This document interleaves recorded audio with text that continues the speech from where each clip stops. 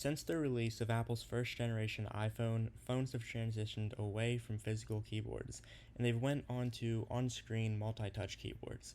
BlackBerry held onto the physical keyboard for much longer than any other brand, however, and in 2017, BlackBerry released the KeyOne, which was their fully featured Android phone with a classic-style keyboard. This phone was initially reviewed pretty well, because it created a solution for people who didn't want to give up the physical keyboard.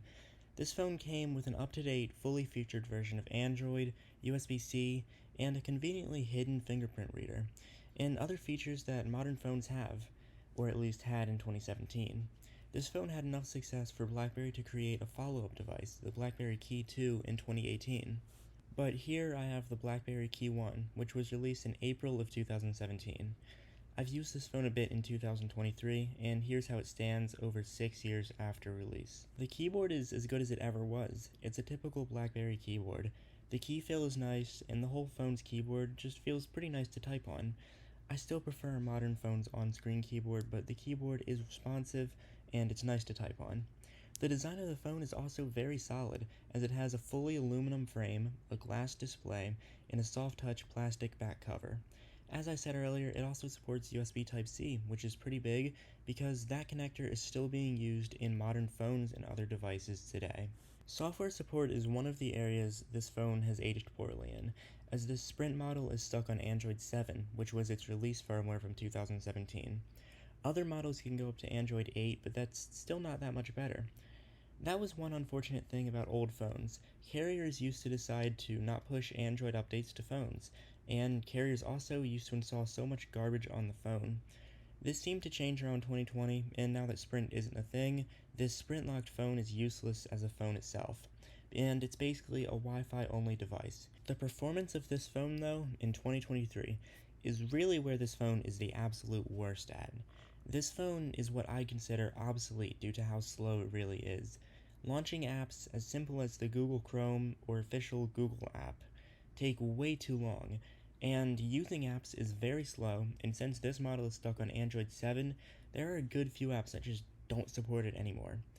This phone's slowness seems to be a pretty common problem, and it seems to go as far back as 2018. After I disabled a lot of the bloatware that Sprint and BlackBerry put on the phone, it got somewhat better, but in the end, this is a phone from 2017, so it's not going to be that fast anymore. I don't think that any phone really is. But I've used phones from 2015 that are faster or as fast as this.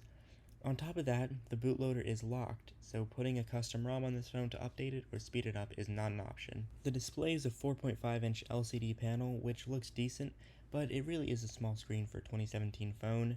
The reason it's so small is because there's a keyboard on the bottom of the phone taking up about half of the phone. And if the display was all that much larger, it would have made the whole phone a lot larger entirely. Other phones like the Galaxy S8 had a much better OLED display, which was also larger than this, but this is far from the worst display I've used on a phone, and I think that for what it is pretty good.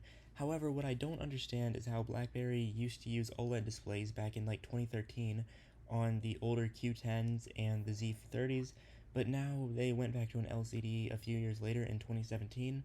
It confuses me, to be honest. Other features that matter, like the camera, are only okay.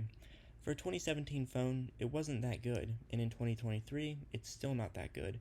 Battery life on my unit is actually very solid, with the phone still lasting multiple hours on a single charge.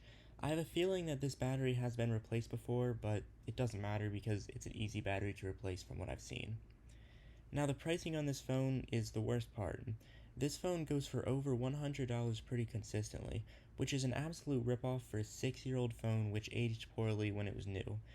The only reason for this phone being over $100 is because the physical keyboard and the BlackBerry name. Since BlackBerry no longer manufactures phones, this was one of the last BlackBerrys that are usable still, and while the Key 2 exists, it's even more expensive and it's a bit harder to find.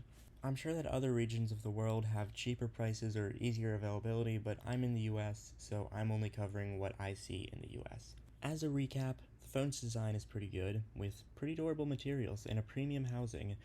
The basics like the display, camera, and battery are solid, but some areas are lacking, and the performance is almost unusable, so in the end, this phone has aged worse than other competing devices, like the Apple iPhone 7 or the Samsung Galaxy S8. and it's really hard to use in 2023 without slowness, lag, and even software issues. So in the end, I don't think that the BlackBerry KeyOne is worth purchasing, not only due to the price, which is overly high for its age, but also due to the really slow experience. So with that said, leave a comment below with personal experiences and thoughts on the BlackBerry KeyOne. But those are my thoughts on it. Thank you for watching this video. If you enjoyed, a like would be appreciated, and to see more content like this, you can subscribe. Goodbye.